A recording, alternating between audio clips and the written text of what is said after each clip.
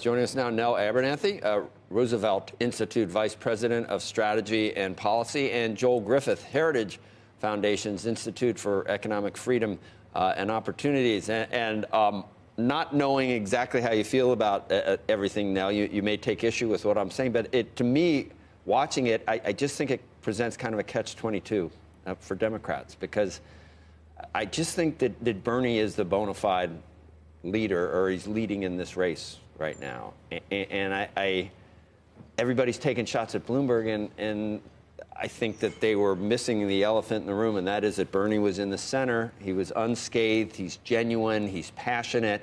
Whether you believe in his policies or not, there are a lot of grassroots Americans that are not going to abandon him and are going to come out if they drag themselves over broken glass to vote for him. So he might be the nominee. Is that okay with you?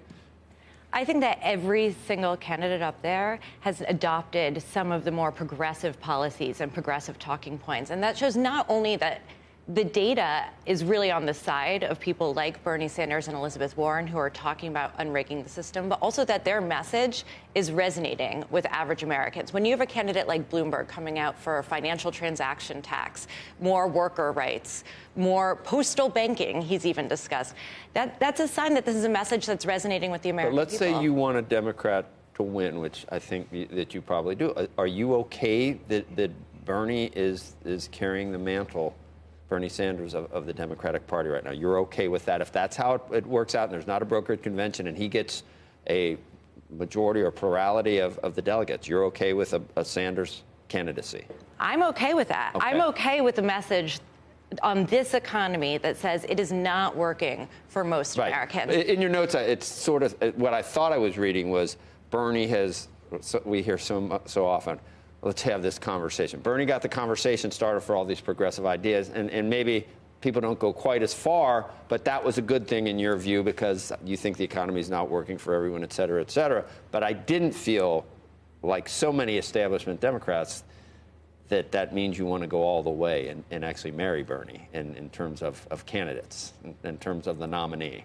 Well, I think this is going to be an ideas election. And again, I'm going to go back to the point that if every single candidate on that stage cares about economic inequality, if the whole race is focused on how do we unrig the system, I do think that we have a good message that's going to resonate with American voters. I'm not an electoral strategist, and no one should hire me to be one. Right. But on ideas, they're right on the data, and the American people support it. Joel, you might have a different opinion, I guess. Well, I'm not sure exactly what data she's referring to, but the data that we have coming in from our economy now is that we've got a record high household income and a record long stretch of economic growth.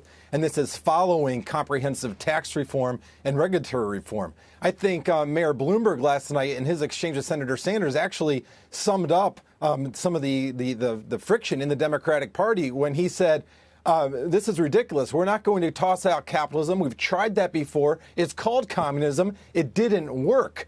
And that was in response to one of the more stunning proposals from Senator Sanders that did not get much airtime at all. And that is his proposal to force big companies to actually divest their equity stake, at least 20% of it, to employees. This is such a truly revolutionary idea, and they're exactly right. And I'll go a step further. It's not just communism that we're comparing these plans to. If we're going to talk about democratic socialism, well, let's look at Germany. Sure, Germany, people are fairly happy there, but our disposable income is far higher. We have lower unemployment. We have a lower energy costs, and that's because we have an economy that is far freer in comparison to Germany and our other competitors across Europe.